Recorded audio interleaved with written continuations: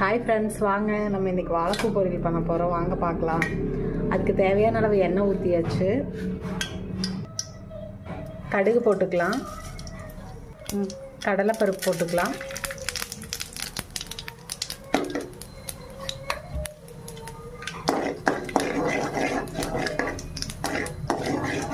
அடுத்தது பார்த்திங்கன்னா வெங்காயம், வரமிளகாய், கருவேப்பிலை இது மூணையும் போட்டு தாளிச்சுக்கலாம்.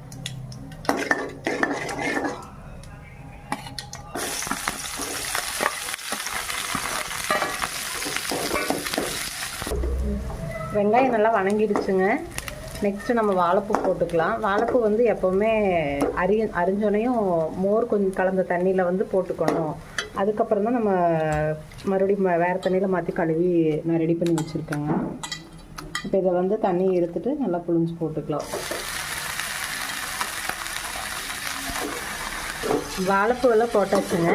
இப்போ வந்து ஒரு பரட்டி விட்டுட்டு நம்ம தேவையான அளவு உப்பு போட்டுக்கலாம். தேவையான அளவு உப்பு போட்டுட்டு இதுக்கு வந்து ரொம்ப நீங்கள் தண்ணி வேண்டியதில்லை, லைட்டாக தண்ணி தெளித்து விட்டால் போதுங்க.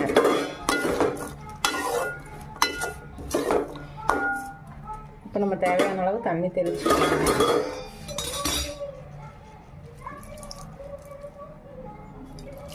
போதும். இந்த தண்ணியிலே வெந்துடுங்க. இப்போ நம்ம வந்து மூடி வச்சுக்கலாங்க. ஒரு 5 நிமிஷத்தில் வெந்துடும், அவ்வளோதான். வாழைப்பூ வந்து தண்ணி சுண்டிருச்சுங்க. இப்போ நம்ம தேங்காய் பூ போட்டுக்கலாம்.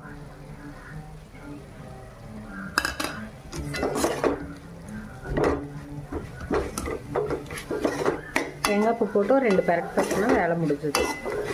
வாழைப்பூ ரெடி. வாழைப்பூவில் நிறைய பெனிஃபிட்ஸ் இருக்குங்க. வாரத்தில் ஒரு நாள் கட்டாயம் சாப்பிட்ணுங்க, உடம்புக்கு ரொம்ப நல்லது. இது க்ளீன் பண்ணுறதுனா உங்களுக்கு கொஞ்சம் வேலையே தெரியலாம், ஆனால் நீங்கள் செஞ்சு சாப்பிட்றதால நிறைய நன்மைகள் இருக்குது. வாரத்தில் ஒரு தடவை கட்டாயம் எடுத்துக்கோங்க.